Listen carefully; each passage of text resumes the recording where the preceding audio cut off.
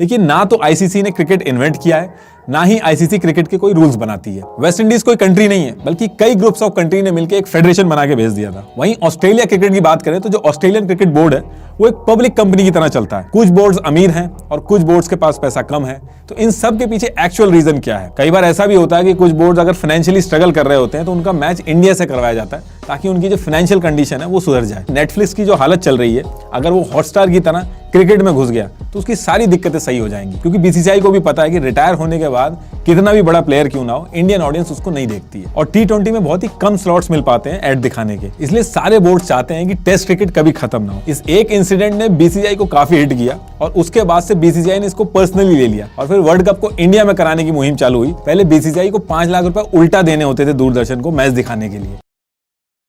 देखिए, किसी भी डेमोक्रेटिक कंट्री के अंदर जो स्पोर्ट होता है उसमें गवर्नमेंट का कोई रोल नहीं होता है। गवर्नमेंट इंफ्रास्ट्रक्चर बनाने में मदद कर सकती है, फाइनेंशियली हेल्प कर सकती है, लेकिन मैनेजमेंट और सिलेक्शन कमेटी वगैरह इन सबसे एकदम बाहर होती है। और ऐसा इसलिए होता है ताकि इसमें पॉलिटिक्स ना घुसे, पता चले एक ही पार्टी के लोगों को प्रेफरेंस मिलने लगे।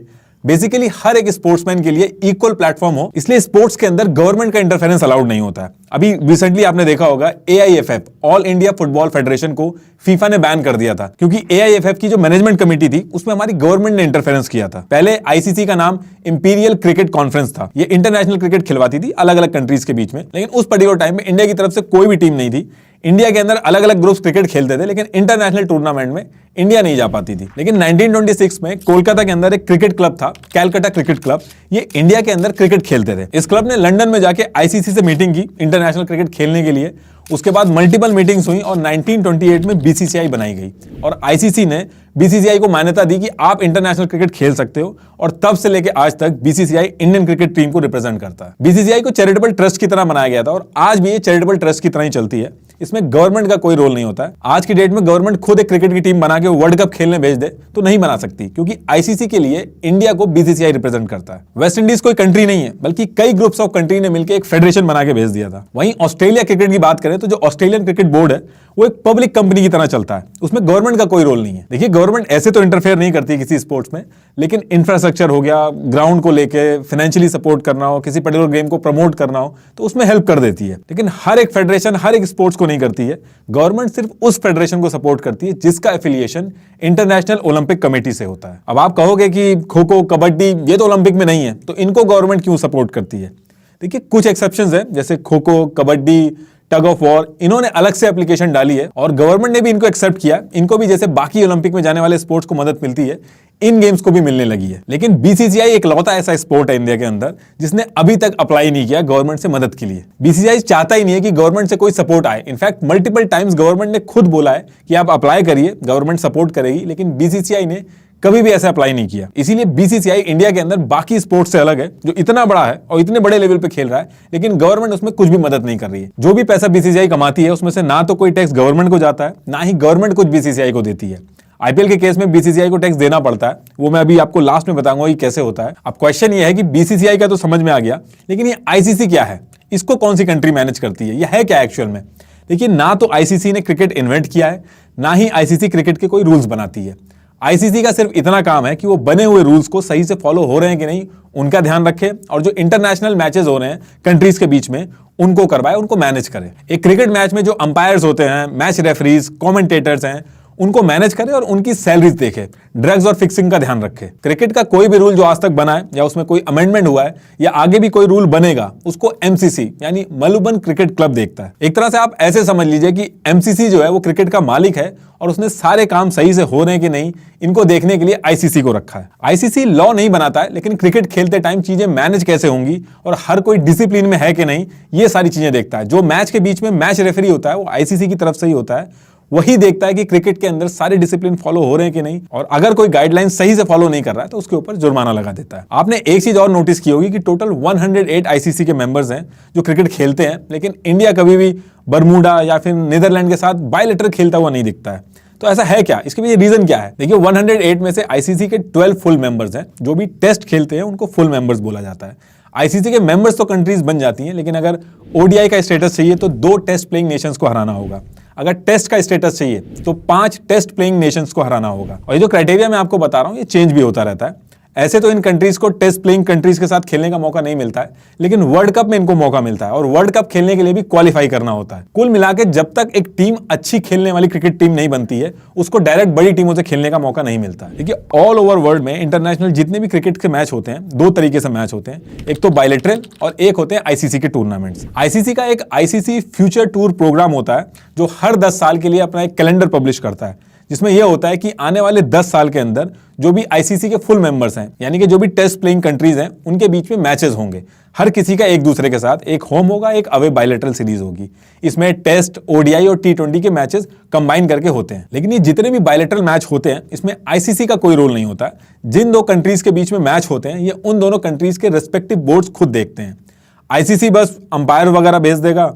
ना तो आईसीसी का इन मैचेस के अंदर कोई रेवेन्यू से कोई मतलब होता है और ना ही आईसीसी इसमें कोई पैसा लगाता है। जो भी पैसा कमाया जाता है वो दोनों बोर्ड्स आपस में डिस्ट्रीब्यूट कर लेते हैं। आईसीसी का मेन रोल होता है इंटरनेशनल टूर्नामेंट्स करवाना, जिसमें सारी कंट्रीज एक साथ कंपटीशन करती हैं, जैसे वर्ल्ड कप, टी20 वर्ल्ड कप, टेस्ट चैंपियनशिप। ये जो आईसीसी के टूर्नामेंट्स होते हैं, जिस कंट्री के अंदर वर्ल्ड कप या इंटरनेशनल टूर्नामेंट्स हो रहे होते हैं, आईसीसी और वो पर्टिकुलर कंट्री रेवेन्यू शेयर करती है। आईसीसी जो पैसा कमाती है वो बाकी जितने भी बोर्ड्स हैं उसमें शेयर कर देती है। आईसीसी की नेटवर्थ है $2.5 बिलियन और बीसीसीआई की नेटवर्थ है $2.25 बिलियन। कुछ बोर्ड्स अमीर हैं और कुछ बोर्ड्स के पास पैसा कम है। तो इन सब के पीछे एक्चुअल रीजन क्या है? इस पूरे क्रिकेट गेम में पैसा कैसे फ्लो करता है? देखिए, एक मैच को कराने में पैसा लगता है। ग्राउंड का मेंटेनेंस, अंपायर्स और कमेंटेटर्स की सैलरी, टीम की hospitality, winning amount, stump camera, spider camera, अलग अलग तरीके के कैमरे लगते हैं। इन सब में पैसा देना होता है। लेकिन एक टूर्नामेंट कराने वाला एक क्रिकेट मैच को करा के इससे कहीं ज्यादा पैसा कमा लेता है, और वो कमाता है लोगों की अटेंशन से। देखिए, जब भी कोई कंपनी प्रोडक्ट बनाती है तो उसको लोगों के सामने दिखाना होता है, तभी लोग उसको खरीदेंगे। अब वो रोड पे कितनी भीड़ इकट्ठी करके प्रोडक्ट दिखा पाएगी? कंपनी को ऐसी जगह चाहिए जहां पे सारे लोगों की अटेंशन हो और वहां पे जाके वो अपना प्रोडक्ट दिखा सके। आज की डेट में आपकी अटेंशन ही पैसा है। जिस चीज में ज्यादा अटेंशन होगी वो चीज उतनी ही अमीर होगी। तो ये जो क्रिकेट का गेम है, इसकी कामयाबी सिर्फ और सिर्फ डिपेंड करती है लोगों की अटेंशन पे। जब एक मैच होता है तो लाखों लोग उसको देखते हैं। उसके बीच में कंपनीज अपने प्रोडक्ट के बारे में अलग अलग तरीके से बताती हैं और पैसा बनाती हैं। और यहाँ पे सबसे बड़ा रोल प्ले करता है ब्रॉडकास्टिंग राइट। जिस चैनल के पास ब्रॉडकास्टिंग राइट्स होते हैं, सिर्फ वही बीसीसीआई के मैचेस दिखा सकता है। अभी 2023 से 2027 तक इन 4 साल में 20 टेस्ट, 21 ओडीआईज, 31 टी20 के मैच इंडिया के अंदर खेले जाएंगे। तो ये जो मैचेस होंगे, इनके ब्रॉडकास्टिंग राइट के लिए बिडिंग होगी कि कौन अपने चैनल पे इनको दिखाएगा। और ये जो चैनल्स होते हैं, ब्रॉडकास्टिंग राइट खरीदने के बाद ब्रांड्स हो गए, कंपनीज हो गए, इनको बीच बीच में स्लॉट्स देते हैं कि बीच बीच में आके आप अपना प्रोडक्ट दिखाओ, जिसे हम ऐड कहते हैं। जैसे स्टार इंडिया ने 6,138 करोड़ में लिया था मीडिया राइट बीसीसीआई से। अगर इंडिया में मैच हो रहा है तो बीसीसीआई से राइट्स लेने होंगे। अगर आईसीसी का टूर्नामेंट हो रहा है तो आईसीसी से राइट्स लेने होंगे। पाकिस्तान में मैच हो रहा होगा तो पाकिस्तान से राइट्स लेने होंगे। लेकिन क्योंकि इंडिया में लोग बहुत ही बड़े नंबर पे मैच देखते हैं, इसलिए जितना पैसा बीसीसीआई बनाती है उतना कोई नहीं बना पाता है। जब भी कोई सीरीज हो रही होती है तो उस सीरीज का जो नाम होता है उसके आगे कंपनी या फिर किसी ब्रांड का नाम जोड़ दिया जाता है, जिसे टाइटल स्पॉन्सरशिप कहा जाता है। जैसे अगर इंडिया श्रीलंका सीरीज हो रही होगी तो उसको पेटीएम इंडिया श्रीलंका सीरीज बोला जाएगा। अगर आईपीएल की बात करें तो नॉर्मल आईपीएल नहीं बोला जाता, उसको वीवो आईपीएल बोला जाएगा। इसके बाद जो लोग मैच देखने आते हैं, टिकट खरीदते हैं, उससे पैसा आता है। जो प्लेयर्स की किट होती है वो स्पॉन्सर होती है, उससे पैसा आता है। जब स्ट्रेटेजिक टाइम आउट होता है तो उस पर्टिकुलर टाइम पे किस कंपनी का नाम आएगा उसके लिए भी बिडिंग होती है। यहां तक कि जो अंपायर होते हैं उनकी जो टी शर्ट्स होती है उसके ऊपर किसका नाम लिखेगा उसके लिए भी बिडिंग होती है। जैसे 2022 में जो पेटीएम था, उसने ऑफिशियल अंपायर पार्टनर का जो बिडिंग थी उसको जीता था और करोड़ों रुपए दिए थे। पूरे मैच के दौरान आप ग्राउंड की जो बाउंड्री होती है उसके अंदर आप किसी भी कंपनी का नाम देखोगे तो उसने पैसे दिए होते हैं और वो पैसे जाते हैं बोर्ड्स के पास। देखिए, कोई भी मैच हो उसमें खर्चा इसी तरीके से होता है और पैसा कमाने का जो तरीका है वो भी यही होता है। बस बीसीसीआई के केस में एडवांटेज ये रहता है कि बीसीसीआई आईपीएल से भी रेवेन्यू कमाता है, और क्योंकि आईपीएल एक फ्रेंचाइजी की तरह बीसीसीआई ने लॉन्च किया है, इसलिए 50% रेवेन्यू बीसीसीआई लेता है। तो बीसीसीआई को आईपीएल से बहुत फायदा होता है। आईपीएल के 2023 से 2027 तक के जो खाली मीडिया राइट्स हैं, सिर्फ वही 6.2 बिलियन में बिके हैं। कई कंट्रीज का तो इतना बजट नहीं होता है। जितना इंतजार लोगों को आईपीएल का होता है उससे कहीं ज्यादा इंतजार बीसीसीआई को होता है आईपीएल का। बीसीसीआई ने तो एक फिक्स डिपॉजिट भी करवा रखा है, उससे भी रेवेन्यू आता है बीसीसीआई को। इसमें एक चीज और ऐड कर देता हूं कि भले ही बीसीसीआई, आईपीएल टीम्स ये इतनी रिच हैं, इसके बाद भी सीएसके हो गई, मुंबई इंडियंस हो गई, ये फॉरेन फ्रेंचाइजीज को खरीद के अपनी इन्वेस्टमेंट को डाइवर्सिफाइड रखती हैं, जो कि लॉन्ग टर्म वेल्थ बिल्ड करने में इनको हेल्प करता है। आप में से भी कई लोग इंडियन स्टॉक्स में ऑलरेडी इन्वेस्ट करते होंगे, लेकिन यूएस स्टॉक में इन्वेस्ट करने से आपकी इन्वेस्टमेंट डाइवर्सिफाइड हो जाती है, जो कि काफी इंपॉर्टेंट है। इंडियन स्टॉक मार्केट में आपको किसी भी कंपनी में इन्वेस्ट करने के लिए मिनिमम एक शेयर तो खरीदना ही पड़ता है, लेकिन यूएस स्टॉक में आप एक शेयर का छोटा सा हिस्सा भी खरीद सकते हैं। अब आपको टेस्ला, एप्पल, अमेजॉन में इन्वेस्ट करने के लिए चार्जेस एंड कमीशन देने की जरूरत नहीं है। आप मेरी तरह IND मनी ऐप यूज कर सकते हैं जिसमें कोई अकाउंट ओपनिंग फीस नहीं है, जीरो कमीशन है और जीरो ब्रोकरेज है। मैं आपको IND मनी के साथ मिलकर एप्पल कंपनी के स्टॉक वर्थ अप टू ₹1000 बिल्कुल फ्री में दे रहा हूं। आपको बस IND मनी ऐप डाउनलोड करना है डिस्क्रिप्शन लिंक से और उस पर साइन अप करना है और अपना free US stock account first time fund करना है और आपको ₹1000 तक के एप्पल स्टॉक फ्री में मिल जाएंगे। IND मनी ऐप से आप US स्टॉक में SIP मोड से भी इन्वेस्ट कर सकते हैं। तो क्लिक ऑन द लिंक। तो टॉपिक पे वापस आते हैं। इसके साथ साथ ICC जो है वो जो इंटरनेशनल मैच करवाती है उससे जो फायदा होता है उसको भी वो बोर्ड्स में बांट देती है, डिस्ट्रीब्यूट कर देती है। लेकिन BCCI, ECB और ऑस्ट्रेलिया, ECB यानी इंग्लैंड, इन तीनों को ज्यादा रेवेन्यू मिलता है बाकी बोर्ड्स के कंपैरेटिवली, क्योंकि ऐसा माना जाता है कि इन कंट्रीज में ज्यादा क्रिकेट देखा जाता है। जब वर्ल्ड कप हो रहा होता है तो जिस पर्टिकुलर कंट्री में मैच हो रहा होता है और ICC, इन दोनों के बीच में पैसा बांटा जाता है। और जब बायलैटरल मैच हो रहे होते हैं तो दो कंट्री जो खेल रही होती हैं, सिर्फ उनके जो बोर्ड्स होते हैं उनके बीच में पैसा डिस्ट्रीब्यूट होता है, जो भी कमाई होती है उसमें से। ICC जब मेंबरशिप देती है किसी भी बोर्ड को तो उनसे प्लेस दिलवाती है कि जो भी पैसा वो क्रिकेट से कमाएंगे वो क्रिकेट के अंदर ही लगाएंगे, चाहे वो डोमेस्टिक क्रिकेट हो या प्लेयर्स के ऊपर लगाएंगे। कोई भी उसमें से पैसा कमा के बाहर नहीं ले जा सकता। जैसे BCCI जो भी पैसा कमाती है, BCCI मेनली 3 बॉडीज को संभालता है।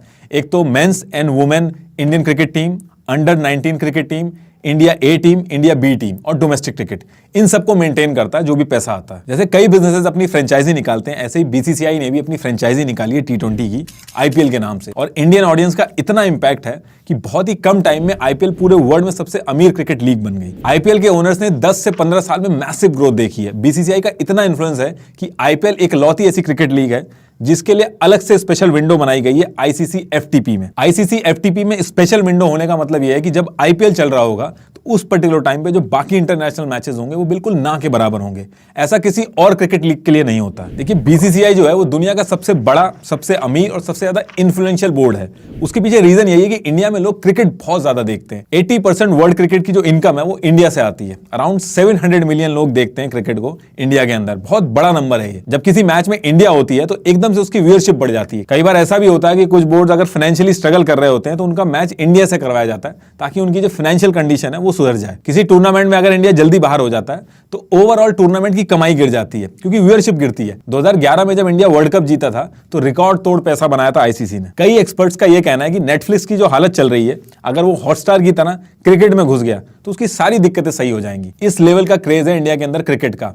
ICC के इवेंट में आप अगर नोटिस करोगे, जो भी आपको ब्रांड या कंपनी दिखती हैं उन्हीं के ऐड आते हैं जिनका इंडिया में रेलेवेंस होता है। BCCI को बहुत ही अच्छे से पता है कि उसकी ताकत कहां से आती है, इसलिए किसी भी इंडियन प्लेयर को बाहर की लीग खेलना अलाउड नहीं किया जाता है। क्योंकि अगर आज की डेट में कोई famous Indian cricket, Virat Kohli या हार्दिक पांड्या किसी और लीग में जाके खेलेंगे तो इंडियन ऑडियंस वो मैच भी देखने लगेगी और BCCI ऐसा बिल्कुल नहीं चाहती है। BCCI किसी भी प्लेयर को साइन करने से पहले कॉन्ट्रैक्ट साइन कराती है कि वो किसी और लीग के लिए नहीं खेल सकता जब तक रिटायर ना हो जाए, क्योंकि BCCI को भी पता है कि रिटायर होने के बाद कितना भी बड़ा प्लेयर क्यों ना हो, इंडियन ऑडियंस उसको नहीं देखती है। BCCI अपने प्लेयर्स तो नहीं भेजती है लेकिन IPL में बाहर के प्लेयर्स को बुलाती है।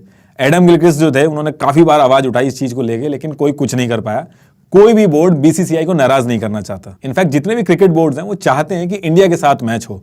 रमीज राजा ने तो ये तक कह दिया था कि BCCI ऐसे ही अगर आगे बढ़ता रहा तो पाकिस्तान का जो क्रिकेट है वो बिल्कुल खत्म हो जाएगा। BCCI आज की डेट में बहुत बड़ा जो जाइंट बना है वो इंडियन मेन क्रिकेट टीम की वजह से बना है। अगर वुमेन्स क्रिकेट टीम भी इस लेवल पे पहुंच गई तो BCCI को रोकना नामुमकिन हो जाएगा। यही रीजन है कि BCCI बहुत ही अच्छे से प्रमोट करता है वुमेन क्रिकेट टीम को। आपने एक चीज और नोटिस करी होगी कि जितने भी ये बोर्ड्स हैं ये टेस्ट क्रिकेट की बहुत वकालत करते हैं, क्योंकि टेस्ट क्रिकेट ज्यादा दिन का होता है, इसलिए उसमें ज्यादा टाइम मिलता है कंपनीज को ऐड दिखाने का, कई दिनों का होता है। और T20 में बहुत ही कम स्लॉट्स मिल पाते हैं ऐड दिखाने के, इसलिए सारे बोर्ड्स चाहते हैं कि टेस्ट क्रिकेट कभी खत्म ना हो। अगर T20 जैसा धमाल टेस्ट में भी होने लगेगा तो पैसा डबल और ट्रिपल हो जाएगा।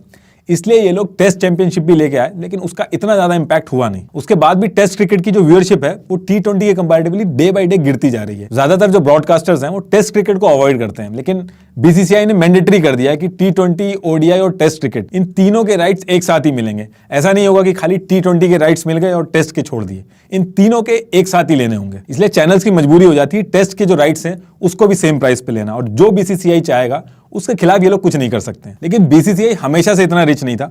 आज जो BCCI मैच दिखाने का चैनलों से पैसा लेता है, पहले BCCI को 5 लाख रुपए उल्टा देने होते थे दूरदर्शन को मैच दिखाने के लिए, और टिकट से जो पैसा आता था सिर्फ वही कमाई होती थी बीसीसीआई की। लेकिन जब साउथ अफ्रीका का टूर हुआ उस टाइम पे पहली बार साउथ अफ्रीका के ब्रॉडकास्टर्स ने बीसीसीआई को कांटेक्ट किया कि ये जो मीडिया राइट्स हैं ये आप हमें दे दीजिए। और जितने पैसे उन्होंने ऑफर किए बीसीसीआई ने उतना सोचा नहीं था कि कहां पहले दूरदर्शन को पैसे देने पड़ रहे हैं और वहीं पे उनको पैसे मिलेंगे। और इसके बाद बीसीसीआई कोर्ट के पास भी गया और केस जीत गया कि बाहर के ब्रॉडकास्टर्स को भी राइट्स बेचे जा सके।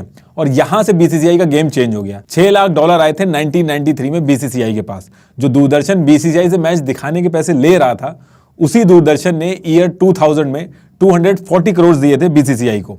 1983 में वर्ल्ड कप भले ही जीत गया था बीसीसीआई, लेकिन पैसा बहुत ही लेट आना चालू हुआ था। और जैसे जैसे पैसा आता गया बीसीसीआई स्ट्रांग होता गया। पहले वर्ल्ड कप सिर्फ इंग्लैंड में होस्ट किया जाता था। जब इंडिया 1983 में वर्ल्ड कप के फाइनल में पहुंचा था तब इंडिया के यूनियन मिनिस्टर सिद्धार्थ शंकर ने फाइनल के जो मैच हैं उसके टिकट्स मांगे थे। तो उन्होंने बीसीसीआई के सुप्रीमो एनकेपी साल्वे को बोला था और एनकेपी साल्वे ने काफी ट्राई किया लेकिन इंग्लैंड ने टिकट नहीं दिए।